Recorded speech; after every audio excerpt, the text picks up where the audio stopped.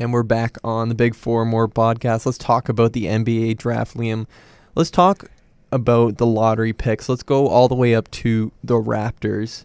We'll both give our predictions for each pick if you would like, and then we'll just compare the picks. We'll just compare our picks and see who gets more right on draft night, if that's cool with you, if you want to do that. It's crystal cool. Alrighty. Right. First off, 76ers, first overall. Who are they taking?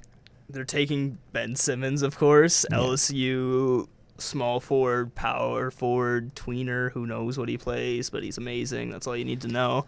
Apparently, they've already told him that he's going to be taken first overall on Thursday night's draft. I don't know if there's any truth to that, but I think people would be shocked if it's not Simmons here. What do you think? I think it's Ben Simmons as well. He's a big man, and he doesn't have the skill, I don't think, to be a small forward. He's going to be more of like a power forward who can handle the ball well, and not handle the ball well for a big man, but just handles the ball well. And seeing highlights of him, and he's very good down low, and he does not have a good shot at all, a jump shot at all. But the 76ers need a star. That's who they need. And you say, yeah, they got all these big men like Embiid and Okafor, and what are they doing? Do they need another big man? Well, they need a star, and Ben Simmons will be a star. Right. I mean, they already have a log jam in the front court, the Sixers do, but you can't. You have to take the best man on the board. Mm-hmm. You can't draft for need when you're the first overall pick, I don't think. No. And I don't know, I've seen some scouts, I guess, compare him to Draymond Green in the way he's kind of a tweener. He's super athletic and smaller. He'll probably develop a jump shot in a couple of years, we might see. Of course, he's probably projected to be better than Draymond. He's going to be that franchise player. And I don't know. He seems like he's going to be amazing for the Sixers. Just a few more things on Simmons before we jump to the Lakers pick. I say they don't pick Ingram because you don't want to fill your needs, which Ingram could fill your needs, but then see Simmons grow to be this huge star. And Simmons, of course, good friends with LeBron. LeBron gives him lots of tips. And I just want to say that, like, he just signed a $20 million deal with Nike. Ben Simmons did. Yeah. So this guy's already set. He's got more. I forget where I think I saw it. He was on Jimmy Fallon the other day, and he's got more millions of dollars than he has years in his life already. just by signing that deal. Okay, number 2, Lakers. Who you taking? It's gonna be Ingram. Yeah, I think for I agree with that. It's for this draft. It's the top tier with Simmons and Ingram, and then it's just a different tier after that, because those two are just the elite of this class. Like I said, with Simmons being compared to Draymond, who's kind of the gold standard of where the NBA's heading, smaller, more athletic, everyone can shoot, every position can shoot kind of league. Ingram, it's on the other side where I was comparing him to the Warriors, another top team. The Thunder is length. That's also where the NBA is going. Ingram's got incredible length. He's a good shooter. He's a good finisher. And in almost any other year, he'd be the top pick. Yeah, in almost any other year, but not this year. But this guy's younger than us. I just want to say, like, now that we're getting to the age, like, of, like, 19, 20, is just seeing all these kids drafted that are younger than us, it's a little disappointing. But whatever. Yeah, he was the star at Duke. There's just no doubt the Lakers will take him at number 2. I mean, yeah, there's not much to say about these top 2 picks. They're as sure things can be, and they're kind of set in stone at this point. Yeah, there will be no surprise unless there's a trade, but I doubt that'll happen because I don't think these two teams want to pass up on these two unless an opportunity comes up. All right, this is where things start to get interesting. Number 3, the Celtics. What a pick they get from the Nets. Who are they taking? Who are they taking? I think they're taking Dragon, whatever, Bender from Croatia, Israel. I don't know, the guy's kind of jumped around pro leagues for a couple years. Big athletic European. I don't know, they're in need of a big man. They're kind of set at guard. But there's also, I just want to speak for a minute. I'm sure I'll get to your pick in a moment. Just there's been rumors that they might float this pick out there to get a bona fide star now to kind of set the team in motion. It's a decent team now, but maybe put them on to the next level. Like Jimmy Butler's name has been thrown out there with Boston and this pick. So it'd be interesting to see whether they keep this or not. I have a feeling they're not going to keep this pick. Really? Well, we're just assuming that they keep the pick anyways. If they keep the pick, I think they have a desperate need for front court players, and I think Bender's the best big man on the board. Yeah. Well, I'm actually going to disagree with you, and you're probably going to think that my prediction's a little weird. Yes, I understand they do have a need for big men, but also I think that they're going to take Jamal Murray out of Kentucky, and let me explain why. I think that they're going to take Jamal Murray as sort of a solid 1-2-3 combo at that guard position with Bradley, Thomas, and then Murray. And I think that for the first maybe couple years of Jamal Murray's career, they'll use him as sort of like a six-man type guy, a backup point guard. Because, I mean, who do they have as a backup point guard other than... They just drafted Marcus Smart a couple years ago. ago. That's true. I forgot about Marcus Smart. But as much as it doesn't make sense, I think they're going to start... They might lean toward that. I don't know if they will. I just feel like this Bender guy, nobody really knows what to expect him. They know what he can do, but like Jamal Murray's a proven star at Kentucky, and I feel like I'm probably going to be wrong on this one, but that's my prediction. Personally, I think Murray's a little too raw for this Boston team. If they were a little towards the beginning of their rebuild, I think that's a better chance that they do get Murray. He's too raw. He's 2 years away from being 2 years away. Not quite that level, but he is a couple of years away, and I think they are ready to at least try to make a jump to compete. So I just don't think it fits with the team at this time. Well, maybe they might take him because he'll be a couple years away from being a couple years away, and then by then maybe Bradley or Thomas will be gone or something, and he can slide right in.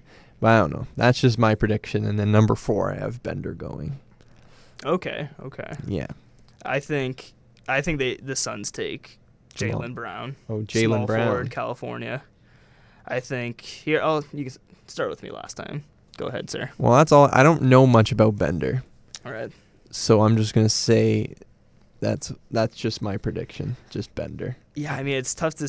I think the Suns are in a position that they're going to take the best man on the board, regardless of position. They're kind of a dumpster fire of a team. Last season they turned into. The Morrises were a huge blow up for them. No one really knows what to think of Eric Bledsoe or Brandon Knight. They're both underperforming.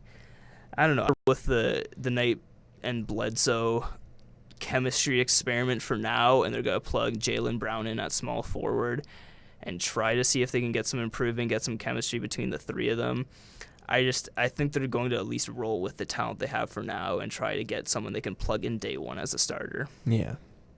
Bender works as well, too. If Bender falls to them, I can see them picking him as well. He's a starter. Definitely. I'm kind of banking on Murray going to Celtics, but I don't know. All right, T-Wolves. Who do you have? T-Wolves that's a tough pick. I think they're going point guard. I don't think Ricky Rubio is quite what they need. He's okay. He's not terrible by any means, but I think they need a ball handler, a young ball handler that can work in that system and kind of grow with Karl Anthony Towns and with Andrew Wiggins. And they got a nice thing brewing down there in Minnesota. Definitely. I think they go with either Chris Dunn, the point guard from Providence, who's very good in college, or like you said, Jamal Murray. I think either way they go. Well, Jamal Murray could be a shooting guard, but either way they go with a ball handler with this pick. Yeah. Well, Jamal Murray doesn't really have the size to be a shooting guard. He's pretty much a point guard. The only reason why he wasn't on the point at Kentucky is because they had a college-specific point guard. Pretty much, I forget what his name was, but like he is a lot of I don't even know what to say, analysis of Jamal Murray. A lot of experts see him as more of a point than a number 2. But the NBA is shrinking in size. Yeah, that's true.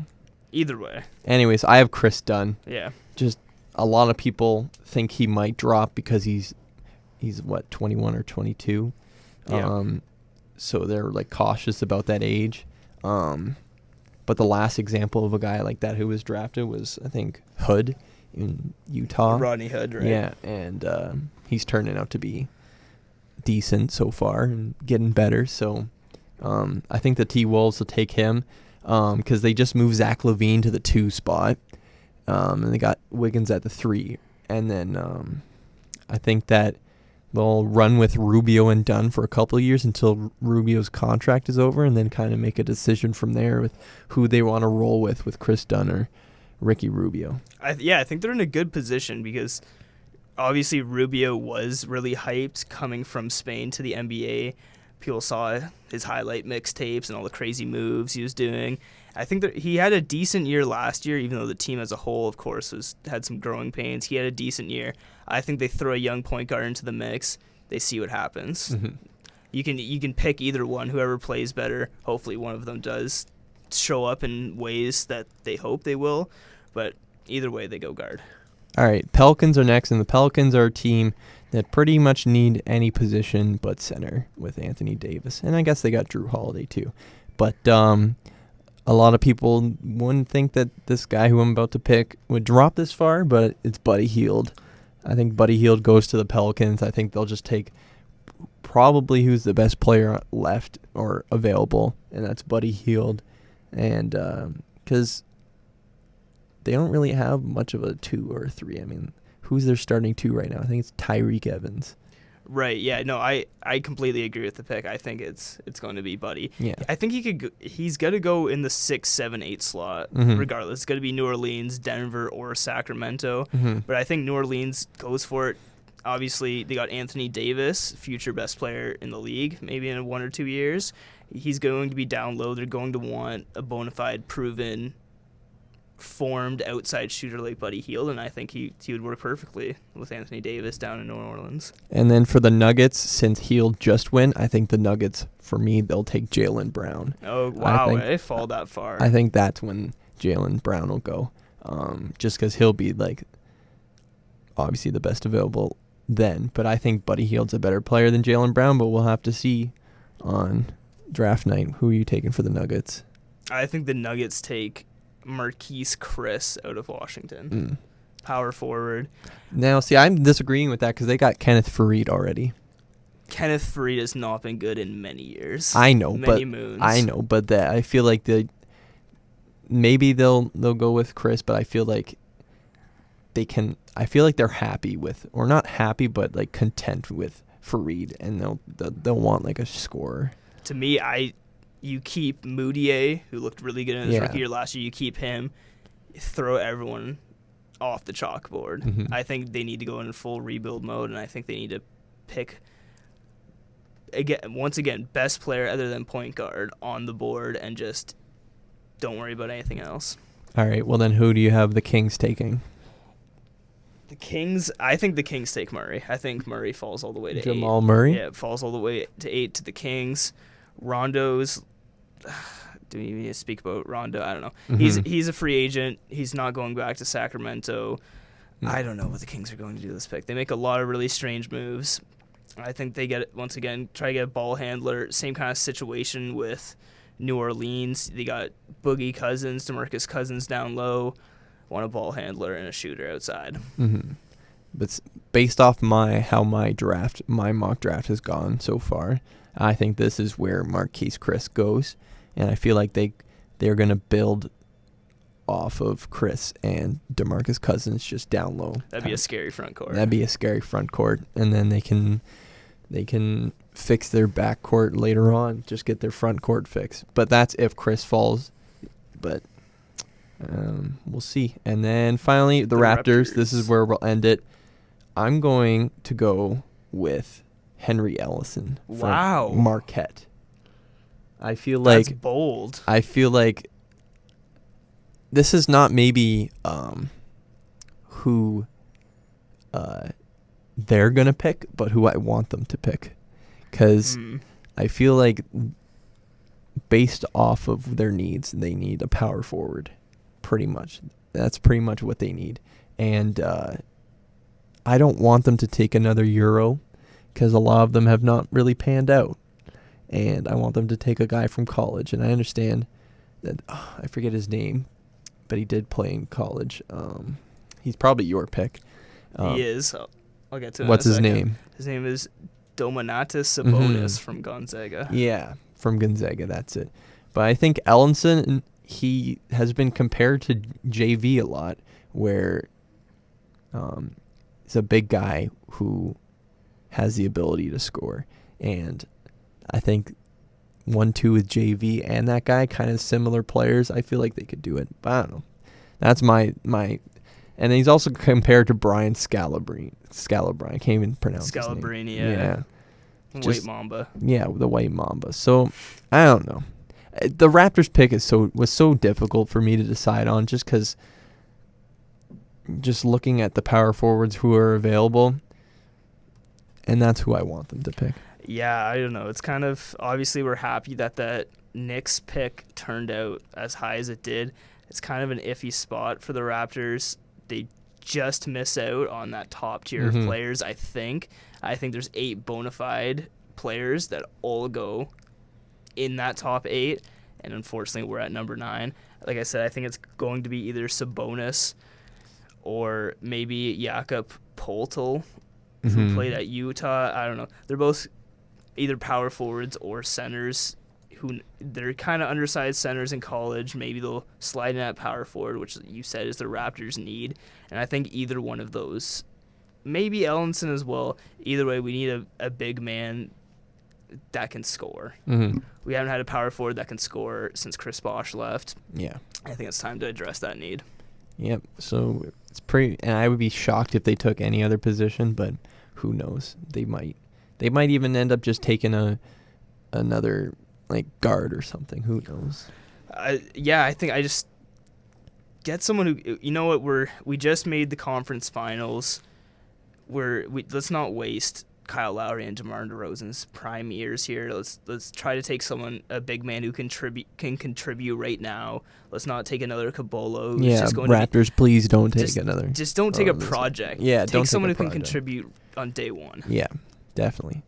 Alrighty, so those were our predictions for the first 9 up to the Raptors.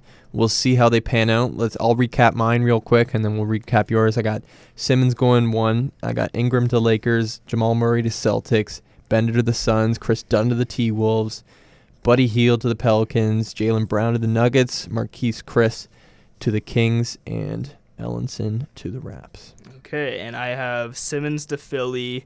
I got Brandon Ingram to LA. I got the Dragon to Boston, probably trading. Either way, whoever's at 3 is taking Dragon. The Dragon. Probably not Boston. If Boston Dragon he's got a lot of comparisons to Kristaps Porzingis. Yeah, and that's big. Even though people doubted Porzingis, but seeing the rookie year he's had, that's a good comparison. Yeah.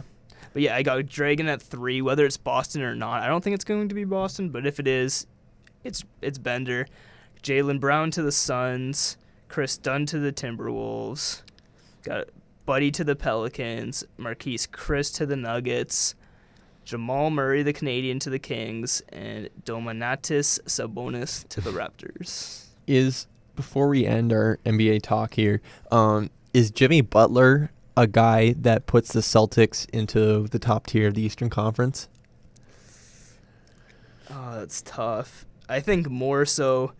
I think even with Butler, they're a second round team. I think. Yeah. Definitely. Okay. Well, we'll see how it turns out.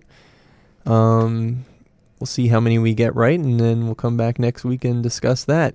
All right. Those have been our predictions for the 2016 draft. Well, at least the lottery picks, at least.